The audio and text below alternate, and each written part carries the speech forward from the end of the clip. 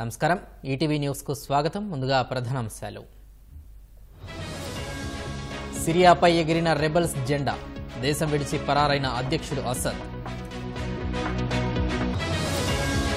సరిహద్దుల్లో భద్రత మరింత పటిష్టం త్వరలోనే యాంటీ డ్రోన్ విభాగం ఏర్పాటు రైతుల ఢిల్లీ చలోలో మళ్లీ ఉద్రిక్తత అన్నదాతలపై టీఆర్ గ్యాస్ ప్రయోగం బంగ్లాదేశ్ పరిస్థితులపై భారత్లో నిరసన హిందువులపై దాడి ఖండన రష్యా ఉక్రెయిన్ మధ్య యుద్ధం ఆగాలి సంప్రదింపులు మొదలవ్వాలన్న ట్రంప్ పింక్ టెస్టులో భారత్ ఘోర పరాజయం 10 వికెట్ల తేడాతో నెగ్గిన ఆస్ట్రేలియా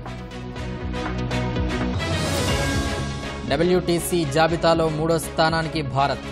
అగ్రస్థానానికి ఎగబాకిన ఆస్ట్రేలియా